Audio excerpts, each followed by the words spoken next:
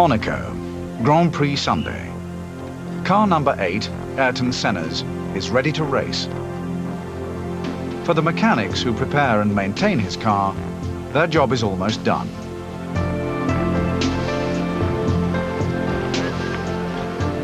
I don't think it's glamorous at all. You only see in Europe the airport, the circuit, and then you're back to the airport again. I like race day, I must admit. It always gives me a buzz.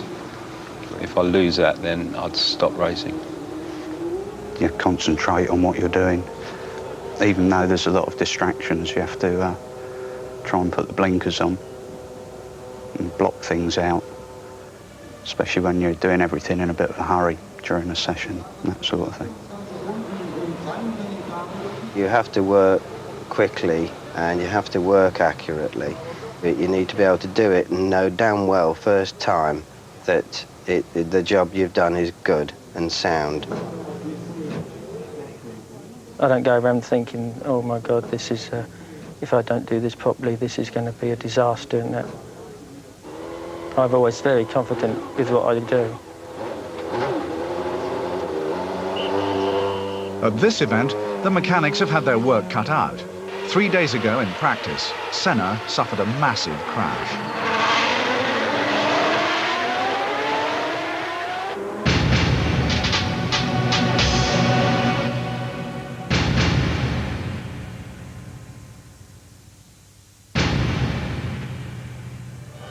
The car looks like a write-off, and most times it would have been. But this morning, the team has other ideas. Mary, is it your channel too? Yes, can you see? I'm just walking up there, I'm running up there. We have to get the car back. Senna is bruised, but safe.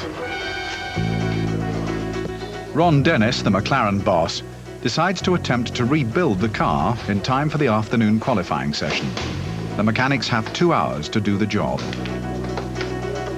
Chris?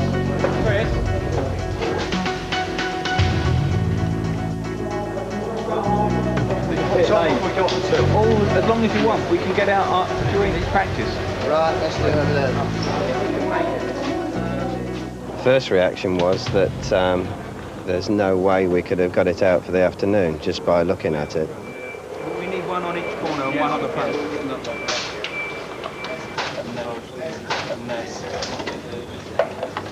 It's been a long time since I've seen a car broken in such a state, one of our cars broken in such a state, and your immediate reaction is, well, there's just not a possible chance that we can fix that for the afternoon. We're going to set it up here. We've got the marks of the other car, but we need Giorgio back here, over. I think the way we did it worked quite well, was that we put a couple of people on what we call each corner, and Dave was at the front repairing the nose and master cylinders, etc., etc. I think I picked the worst corner because I was the one who had a problem, and if anything, I was the one that was the last one finished, so I mean, it didn't sort of look too good on me, I don't think, at that point. Can you take the CV out? Just leave that right here.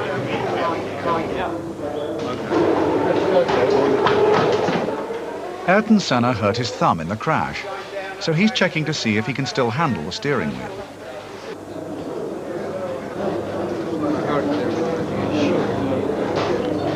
We can move it over onto these ones. They're ready to go. Are we saying that he's going to lead from here, or Yeah, lead from here and go into the pit lane, and you can spend a bit more time on it. We'll do the corner weights here, so that they don't. Brakes.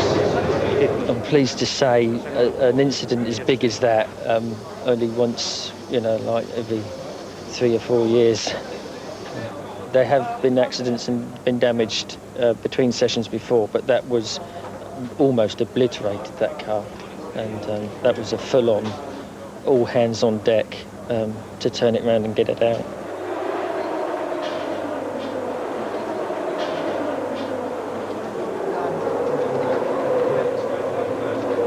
Start it up here, so we can just, and then we move it out. So we need the starter over. To the surprise and even congratulations of their rivals on the pit lane, the mechanics get Ayrton Senna's car back on the circuit for qualifying. Basically, that's where we earn our money. Getting the car out as quickly as that in those circumstances, and it was raining and it was wet inside and it was uncomfortable, but the job's there to do, so that's how we basically earn our wages most of the time. Thanks to his mechanics, Senna qualifies third on the grid. Then, in the same car, he goes on to win the Monaco Grand Prix for the 6th time.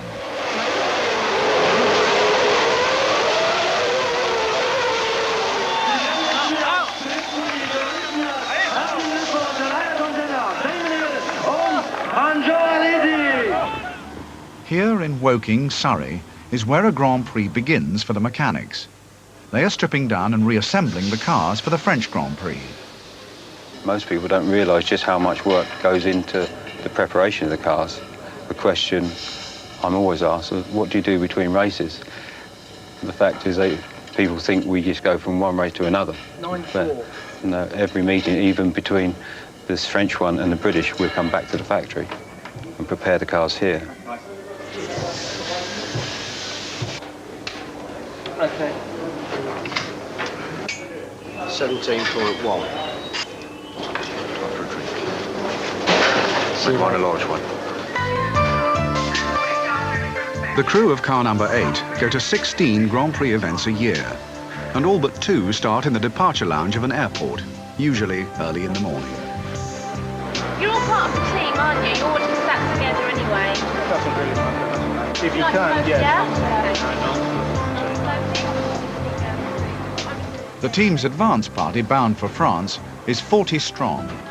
Even on journeys, a strict dress code applies.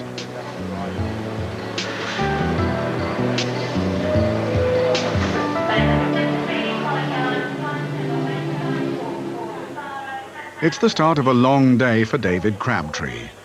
He can only guess when he'll see his hotel tonight. Hopefully.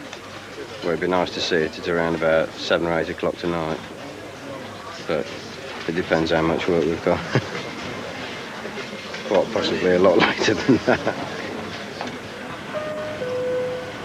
May I have your attention, please? Monarch Airlines are pleased to announce the departure of their flight MON 1116 to Clermont-Ferrand. What's on there? I don't know. It says Senna's toughest test. What is it? His new girlfriend.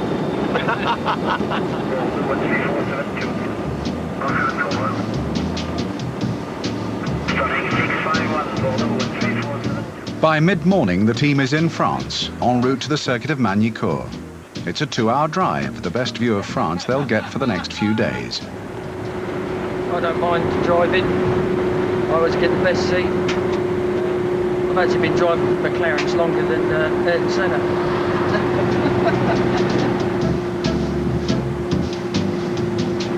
Well, they may not admit it, but I expect about 50% of the mechanics down the pit road are frustrated racing drivers, and would all like to have a go given the opportunity. Chances of getting lost are pretty good, I should imagine. To be quite honest, we can get lost in places we've been to for 10 years, so we've only been to this circuit like a couple of times. We're close to the circuit.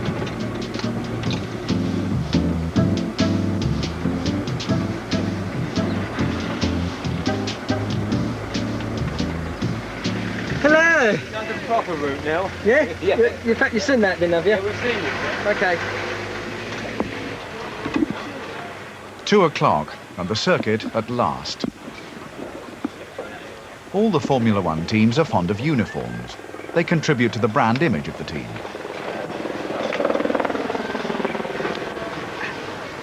What song shall I dress today? For most mechanics, Formula One is more a way of life than a job. They work long hours in difficult conditions, but they've a stake in winning. They all get a bonus if the team finishes in the points. For Paul Simpson and his team, the Grand Prix now begins in earnest. For the next 3 days, and very probably 2 nights, their world will literally be the pits.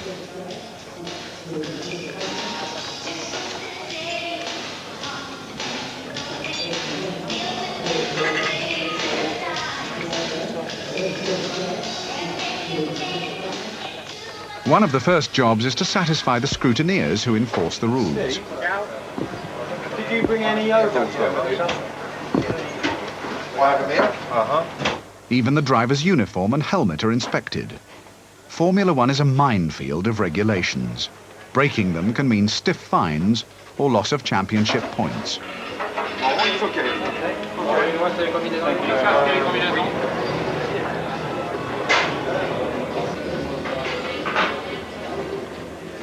Formula One cars have become more and more sophisticated, a mixed blessing for those who have to look after them. After each day's session will come the real work, when the setup of the cars is changed.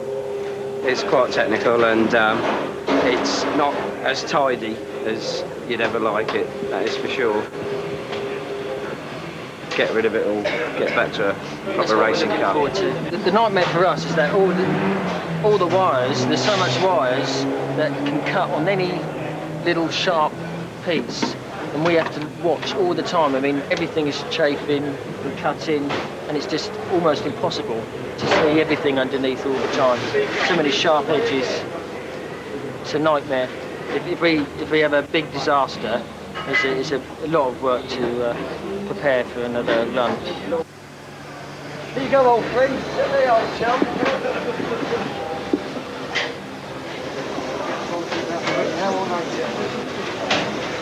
Oh, get out! Join in a little bit, will you? Stop hiding.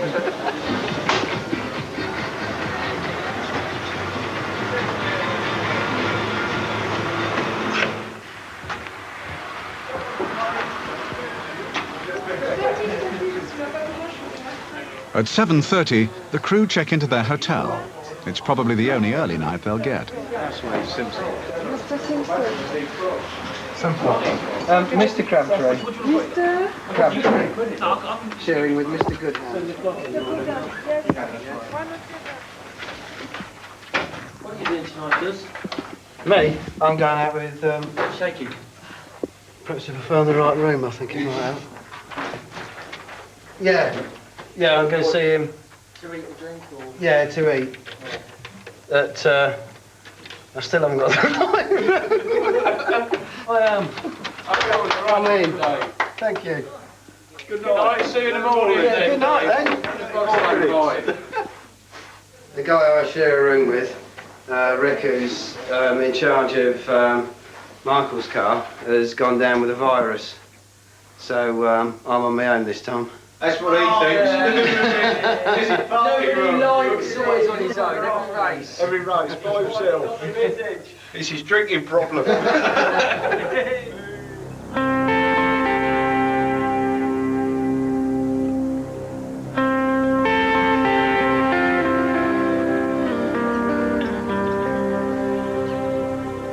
Friday morning, the McLaren team are the first at the circuit.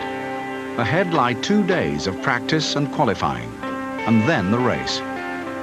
After each day's session will come the real work, when the setup of the cars is changed.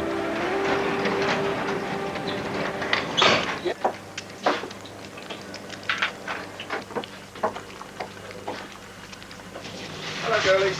Hello.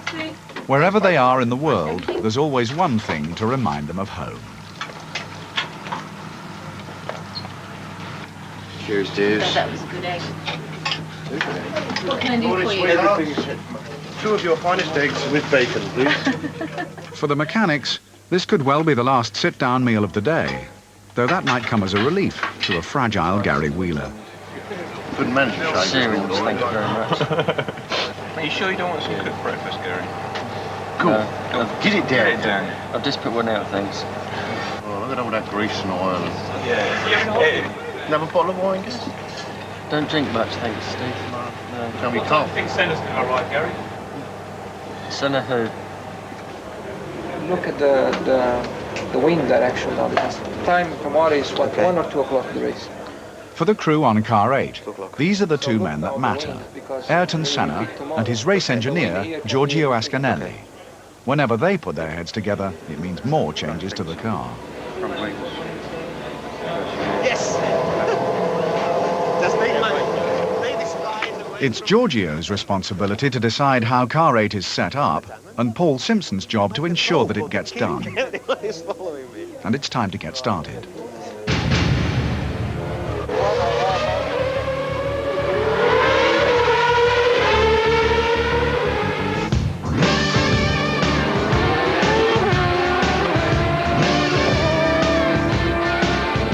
Two runs, and the last run of the day we change tires again.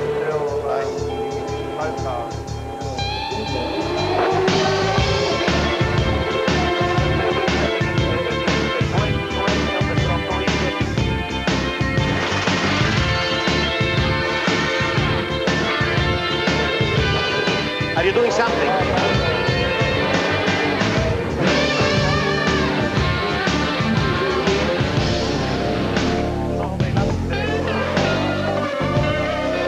So now, for the next set of tires, you want to correct it like this.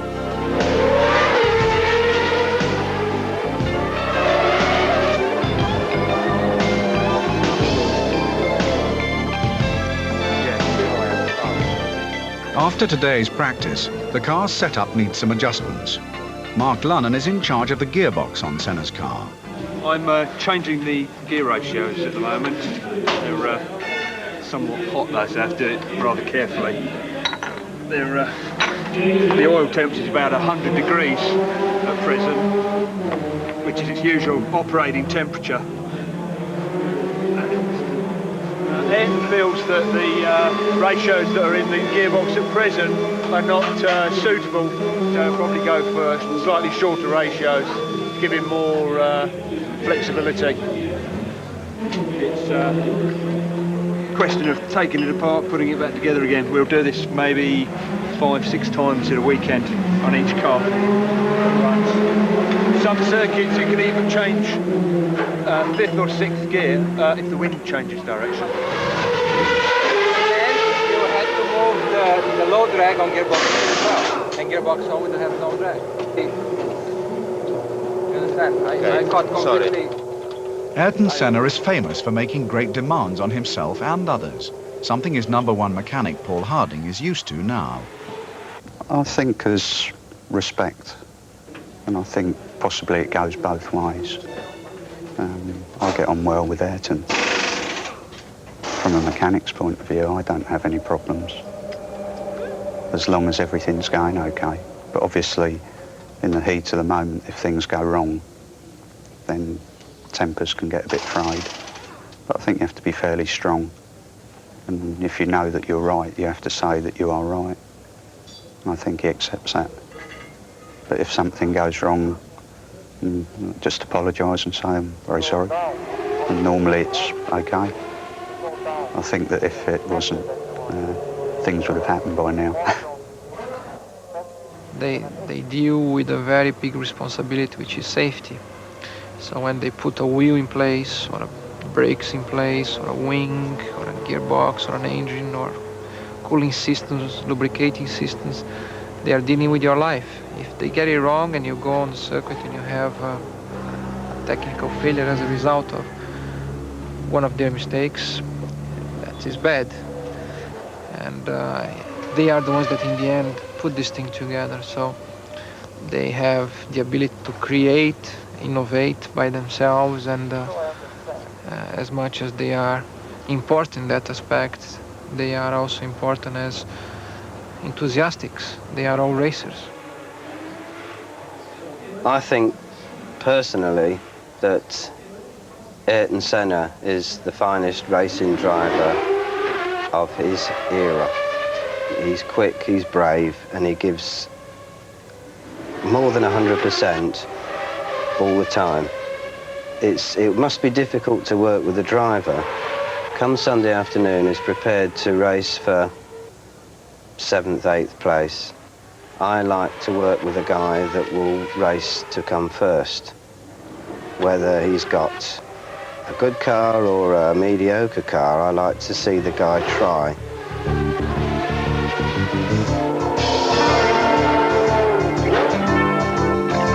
Therefore, if I disable segmentation, I will disable low drag. You have to remember to do it on your own, auto low drag, if you are on position 1. And as soon as you click in position 2, it's going to come up.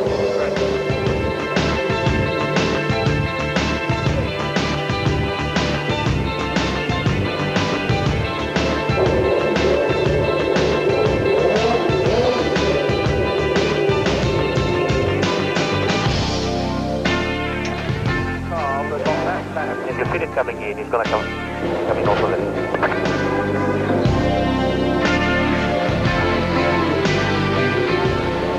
Move it. Follow to there. There, exactly there.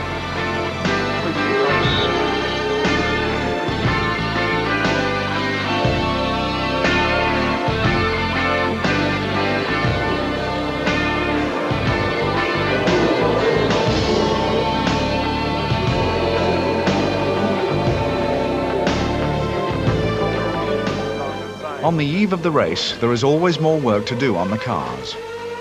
Another long night for the mechanics. We got an ice cream for me. Oh, I look, I get first choice for a change. Come on, I always come to you guys first. Oh, look at these. No, there's about 5 varieties. Mars. Shaky, crabbers, Mars, nuts, crunch, some nougat-y sort of thing. That's like a nougat, frozen nougat.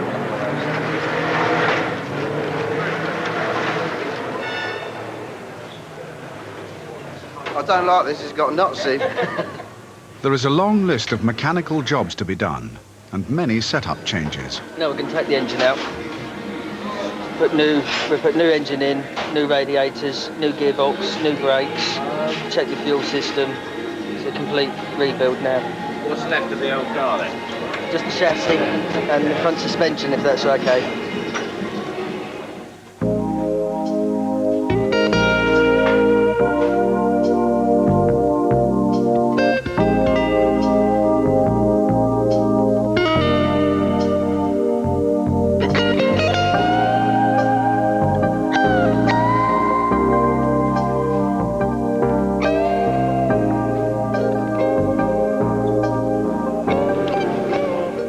Well, it's 10:30 now, and you see that there's still quite a lot of teams still here. This is normal for us.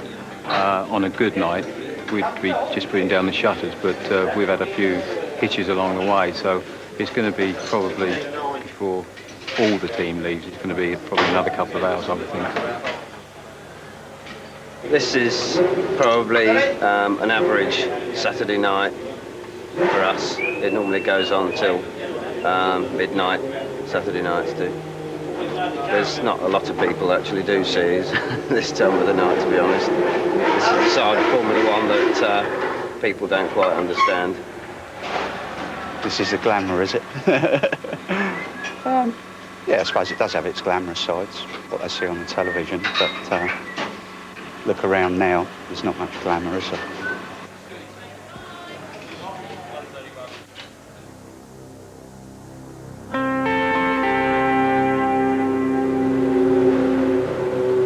Race day for the mechanics begins with tyre change practice.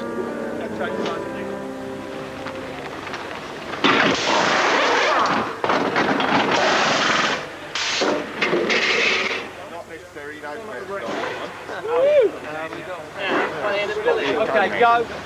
Stop doing forward one.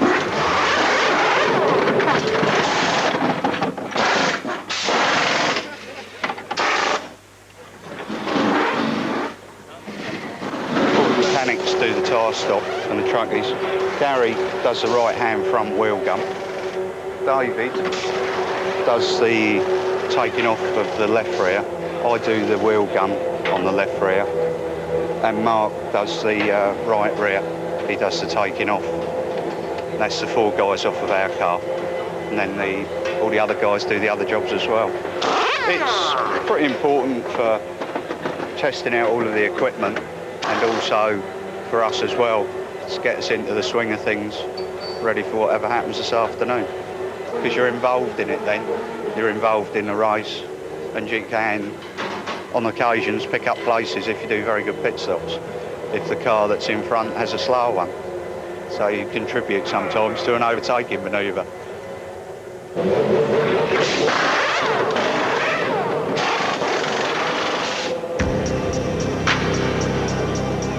It's not long now before the start of the French Grand Prix.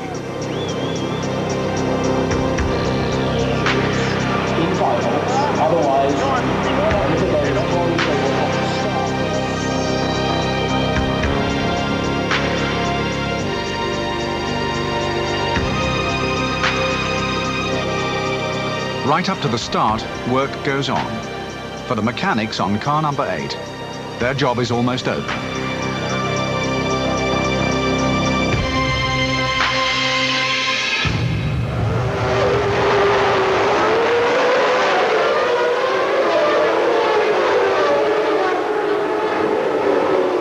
After 3 long days and 2 late nights, now the crew can only wait.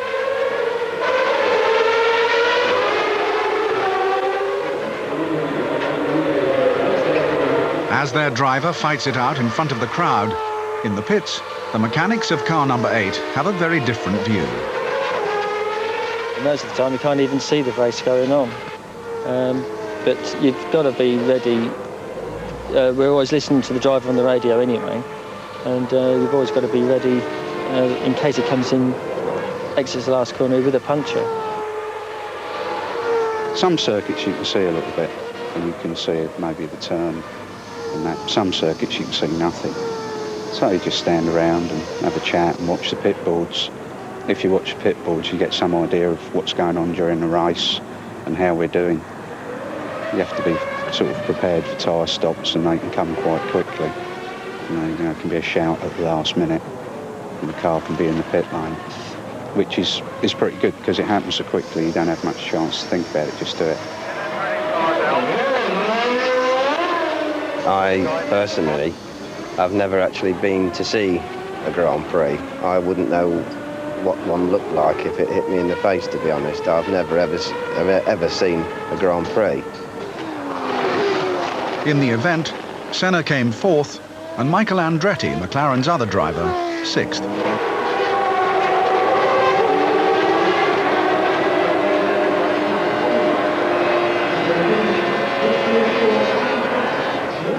Two cars in the top 6. I think we're pretty happy with it. Billy on Michael's car is, Billy's well chuffed with his 6th place.